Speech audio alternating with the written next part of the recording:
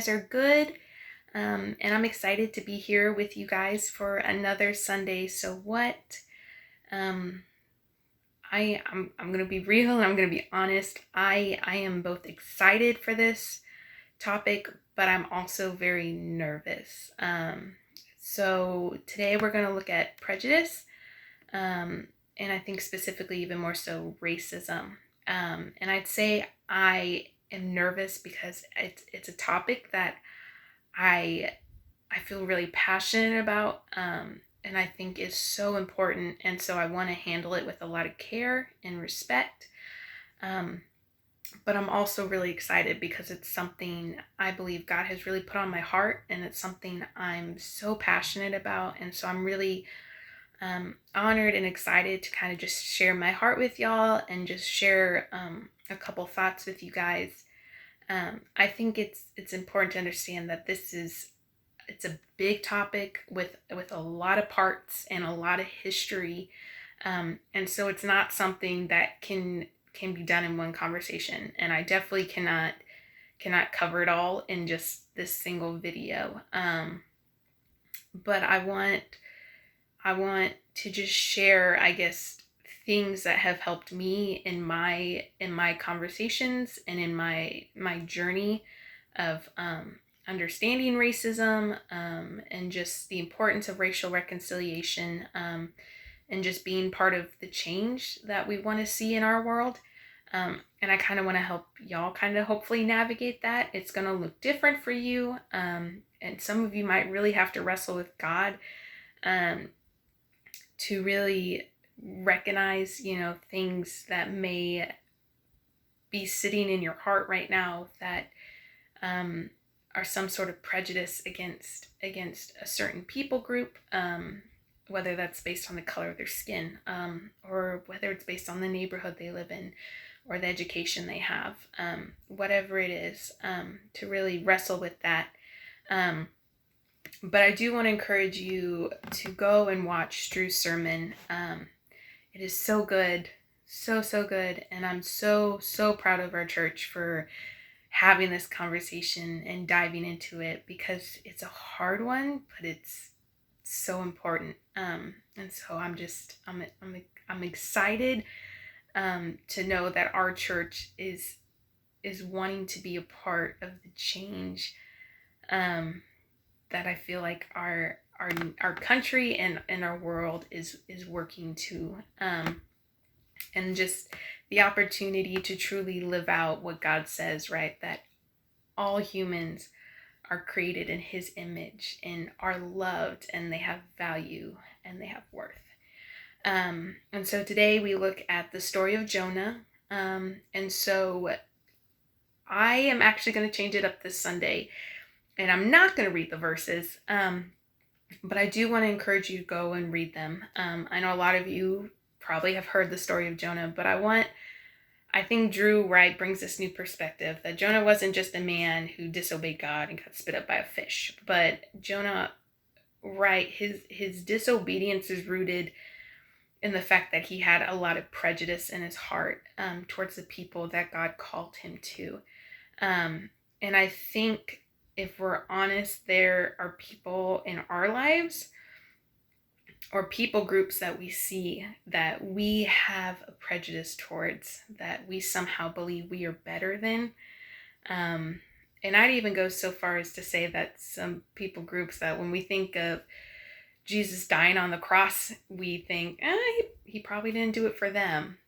But he did, because he died for everyone, because he loves everyone. And so I think this conversation it's all about heart check. It's realizing that we need God to search our hearts, because there is sin and there's things in our lives that are sitting there that are ugly and they are harsh, and they are not of him, and they are not what the gospel is about. And if we are being called to go to all nations, then that means all nations, regardless of skin color, regardless of language, regardless of culture, regardless of religion and belief, whatever it is.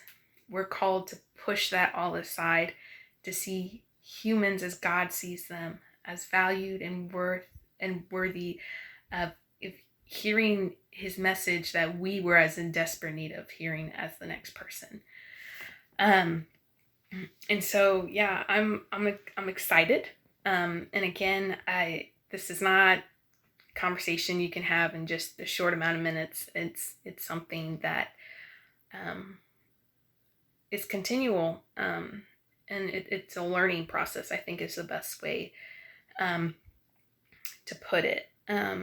So in my journey, I guess sharing a little bit about myself, I'm the product of an interracial marriage. So my mom's white and my dad is black. Most of you probably already knew that. You either see my parents or you look at me and you kind of get the concept. And this was an interesting journey for me because I was a military brat, and so I spent a lot of my life on military bases, which I was blessed. They were very diverse, with people from all over the place who all looked different, and stuff. But I do remember growing up and my parents sharing stories about what it was like being an interracial couple, and the racism they faced, outside and inside the church. I even heard stories of my siblings who had to deal with it. And I've been blessed in that I haven't really experienced any kind of real racism. I think there's people who make comments and I'm like, all right, like, okay.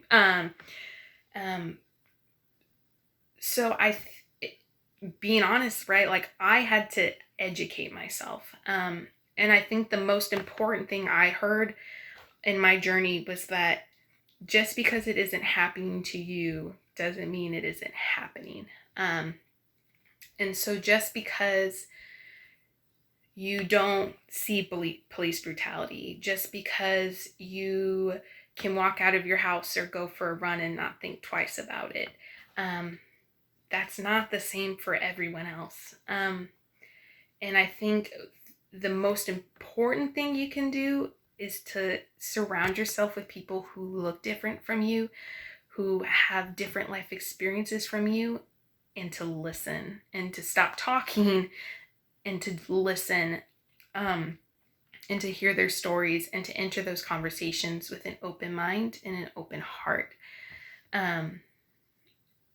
Because I think people make the mistake of going in and trying to tell people that somehow their experiences and their life story is invalid because it's not similar to theirs. And that couldn't be farther from the truth. Everybody's experiences and everybody's life story is valid, and it's different.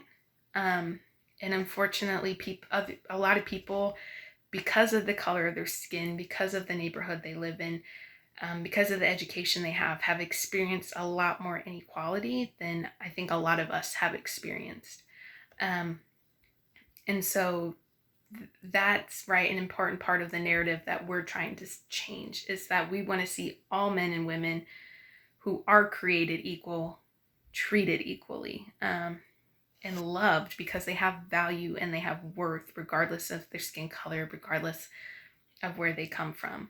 And so I think if I could tell you anything, it's to take that away, to go with an open heart and open mind, and to hear people's stories, and to learn.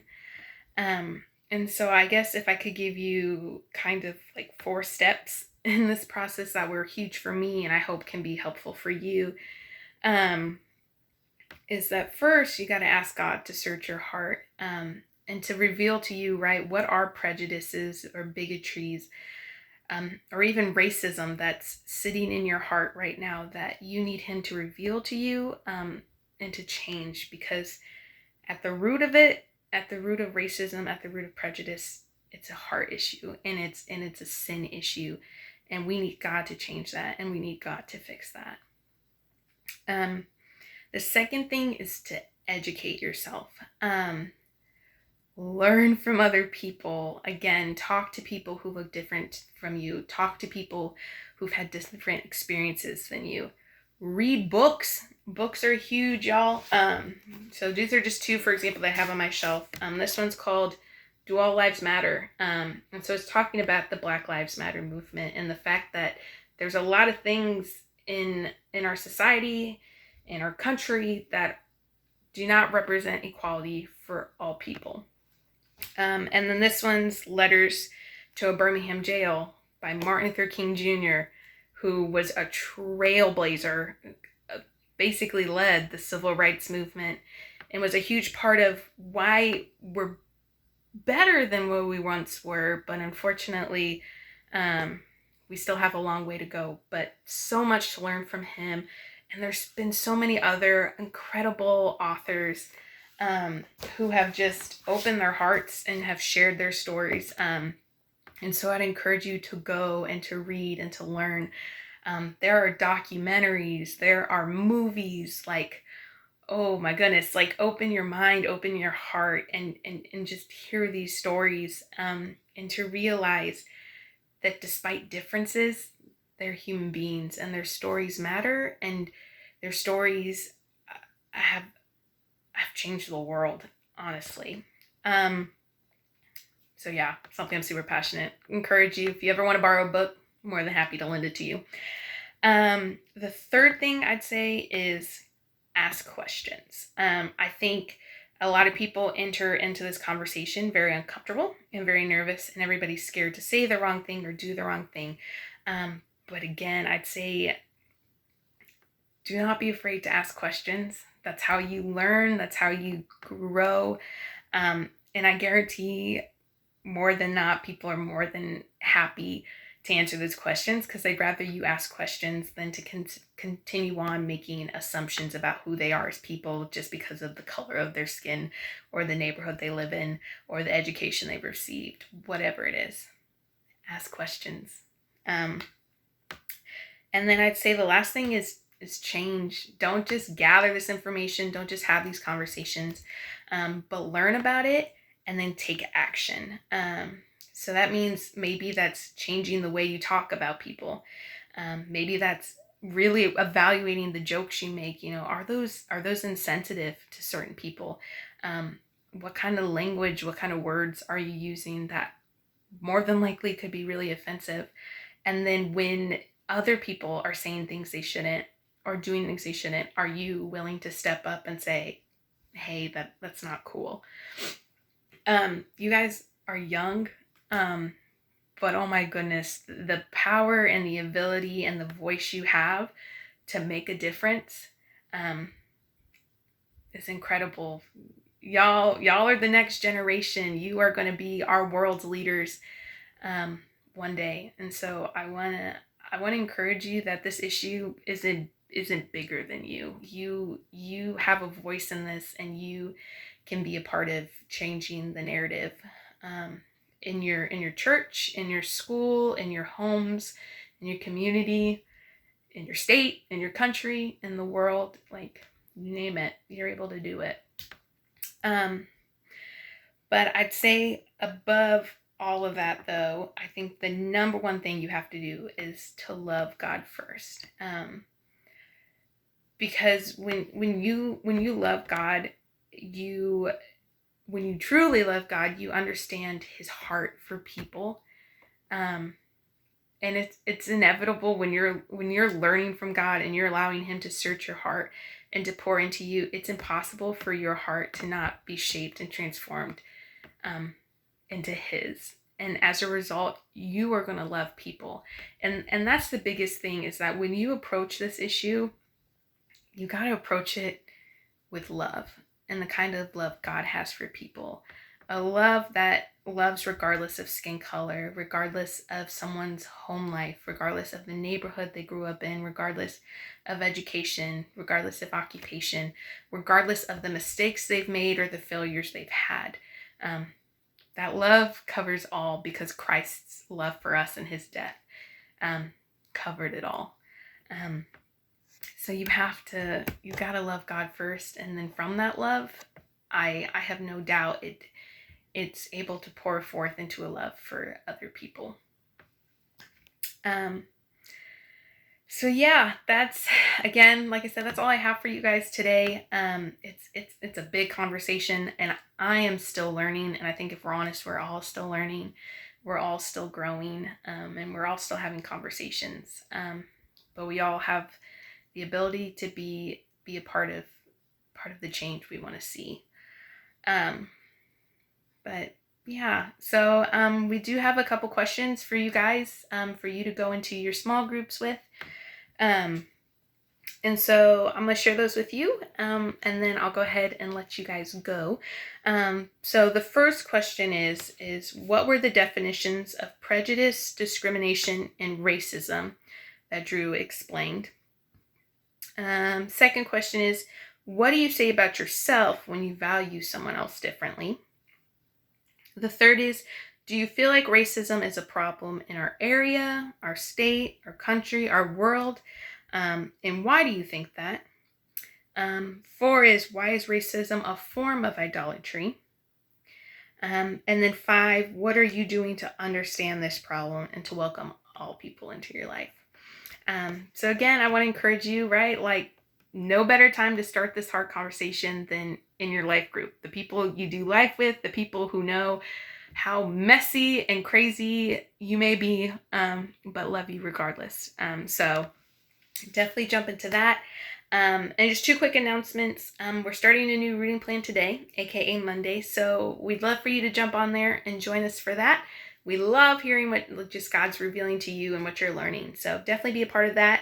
And then don't forget to tune in Wednesday for our live stream at 6:45, where we continue our conversation on dating. But yeah, know that we love you guys. Know that we're praying for you, and that we can't wait to see you guys hopefully very, very soon.